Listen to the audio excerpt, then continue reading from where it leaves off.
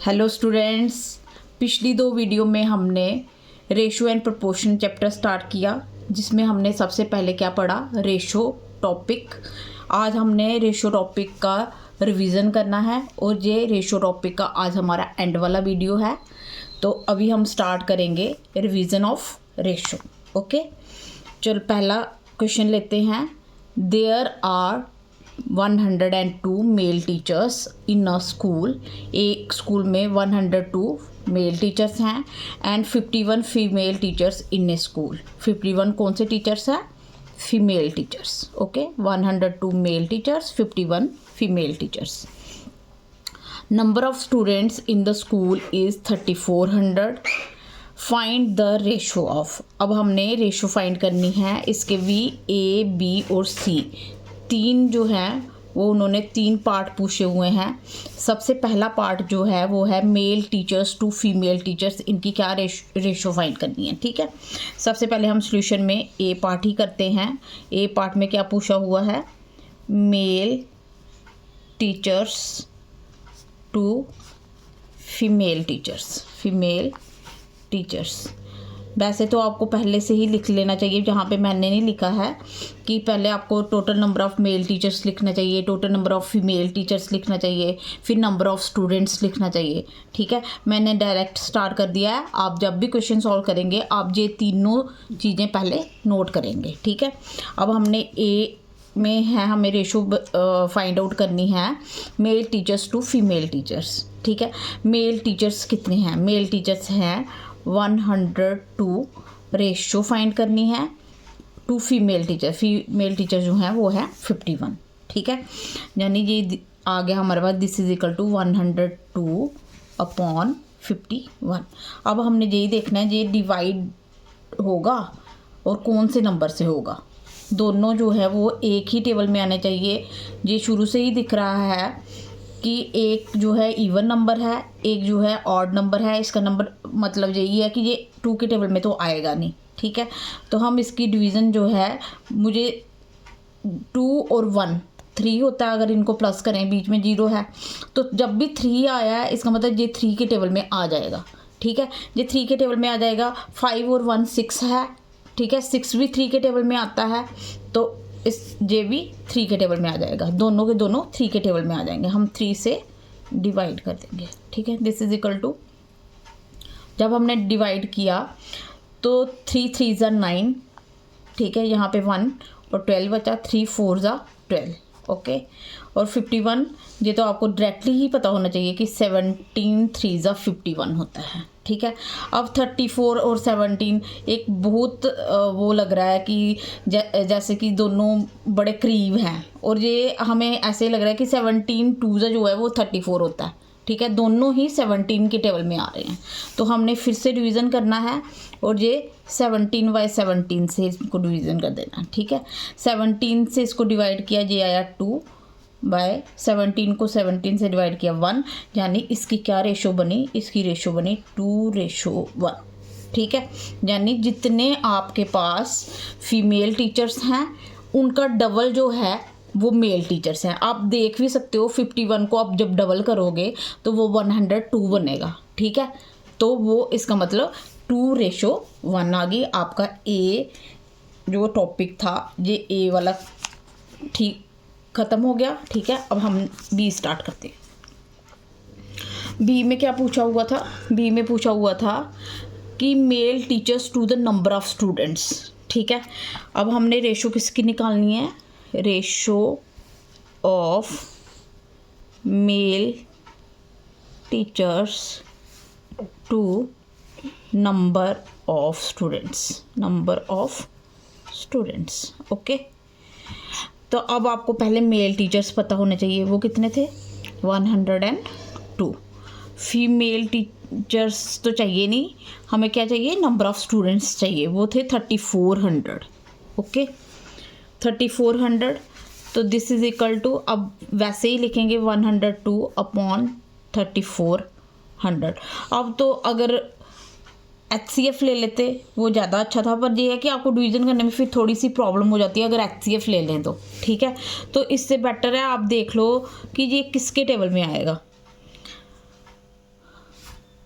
अब ये जो है दोनों 2 के टेबल में आते हैं, इसलिए मैं 2 से ही डिवाइड करूँगी, ठीक है। दिस इज इक्वल टू, ये आ गया हमारे पास 51, ठीक है। और ये हमारे पास आ गया 1700, ठीक है। ये 51 आया, ये 1700 आया। 17 के टेबल में 51 भी आता है और 1700 भी आते हैं, तो मैंने इनको दोनों को 17 से डिवाइड कर दिया, ठीक है। 17 3 जो होता है वो 51 होता है, और 1700 को हमने जब डिवाइड किया 17 से, हमारे पास 100 आ गया। 3:100 जो है वो हमारी कौन सी रेशो आई? Ratio of male teachers to the number of students. ये तो थोड़ा आपको सोचना ही पड़ेगा कि हम किससे डिवाइड करें, ठीक है। अब आप नेक्स्ट पे चलोगे, सी पार्ट है हमारा, वो है हमने निकालनी है ratio of female teachers to the number of students, ठीक है। अब फीमेल टीचर्स की रेशो निकालनी है। फीमेल टीचर्स हमारे पास 51 दिए हुए थे, उनकी रेशो निकालनी है 3400 से, यानी ये हमारे पास 51/3400। सीधे सीधे इधर से ही पता चल रहा है। ये देखो, अगर तो ये 17 से डिवाइड हो रहा है, इसका मतलब ये भी 17 से होगा। अगर 1700 तो 3400 भी 17 से डिवाइड हो जाएगा, तो हम सीधे ही 17 से ही पहले डिवाइड कर लेते हैं। जब हमने 17 से डिवाइड किया, ये हमारे पास आ गया 3, और ये आ गया हमारे पास 200। पहले 100 आया था क्योंकि वो 1700 था, जहाँ पे 3400 है, ठीक है, तो वो 200 आ गया। तो अब ये भी आगे डिवाइड नहीं होगा क्योंकि 3 इज़ अ प्राइम नंबर, और 3 के टेबल में 200 आता भी नहीं है, तो इसलिए इसकी रेशो क्या बनेगी? 3:200, ये इसकी रेशो आएगी। हो गया ये वाला क्वेश्चन, आपको समझ आ गई इसकी। अब नेक्स्ट यहाँ पे देखो, a sum of money is to be divided between Amit and Sumit in the ratio of 2:3। Amit और सुमित में हमने एक मनी है, हमारे पास सम ऑफ मनी है जो हमने अमित और सुमित में बांटनी है, और कैसे बांटनी है? 2:3 में बांटनी है। How much will each of one get of the total amount ₹5000। अब टोटल अमाउंट हमें दिया हुआ है 5000, ठीक है। तो अब हमने इनको 2:3 करके, 2 जो है वो अमित को जाएगा और 3 जो होगा वो सुमित के लिए है, ठीक है। तो आपको मैंने पहले भी करवाया हुआ है कि जब भी ऐसा क्वेश्चन आता है तो हमारे पास, जैसे मैंने आपको बताया था, इसको हम डिनोट कर लेंगे A:B से, और इसको हम X मान लेंगे। तो फिर मैंने आपको बताया था कि शेयर कैसे निकालेंगे, ठीक है। सबसे पहले तो टोटल अमाउंट लिखोगे। टोटल अमाउंट जो है वो हमें दिया हुआ है ₹5000, ओके। अब शेयर निकालेंगे, किसका शेयर निकालना है हमने? अमित का शेयर निकालना है। इधर शेयर भी लिख लेते हैं ना, share of Amit which is equal to, वो था A अपॉन, ऐसे था A/A+B इंटू X। A जो है वो हमारे पास है 2, A+B यानी 2 + 3 into X, X is 5000, okay. ये हमारे पास आ गया 2/5 इंटू 5000। अब 5 के टेबल में तो 5000 आएगा ही, ये 1000 हो गया, यानी ₹2000 जो होगा वो किसका शेयर है? वो अमित का शेयर है। अब हमने निकालना है शेयर ऑफ सुमित। उसी के लिए भी यही फॉर्मूला है, वो फॉर्मूला है B/A+B into X which is equal to, B क्या है? 3 है, अपॉन मैंने डायरेक्ट ही कर दिया, A+B जो है वो 5 है, और X क्या है? X 5000 है। फिर से इसको काटा, ये 1000 आया, और उसका शेयर कितना आया? 3000। 3 को हमने 1000 से मल्टीप्लाई किया, 3000। अब आप इन दोनों को, इसका शेयर कितना आया? 2000, ओके। इसका शेयर कितना आया? 3000। दोनों को ऐड करो, देखो 5000 आता है ना। बस इसी से हमें पता चल जाएगा हमने क्वेश्चन बिल्कुल ठीक किया है, ओके। ये हमारी नेक्स्ट एक क्वेश्चन है इसमें मैंने 2 पार्ट लिए हुए हैं, ठीक है। और ये हमारी लास्ट क्वेश्चन है रेशो से रिलेटेड, ओके। अब हमने करना है find the ratio of the following in the simplest form. इनको आपने सिंपलेस्ट फॉर्म में निकालना है रेशो को।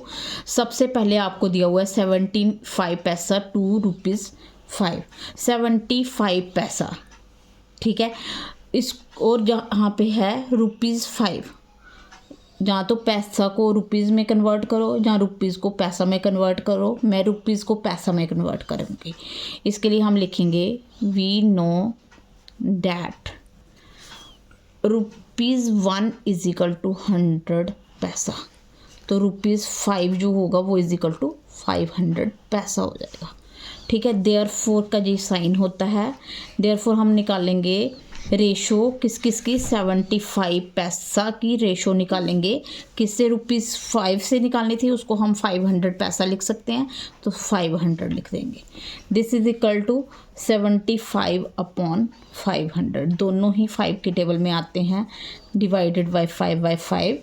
75 को 5 से डिवाइड किया तो हमारे पास आया 15, इसको किया तो हमारे पास आया 100। फिर से 5 के टेबल में आ रहे हैं, ठीक है।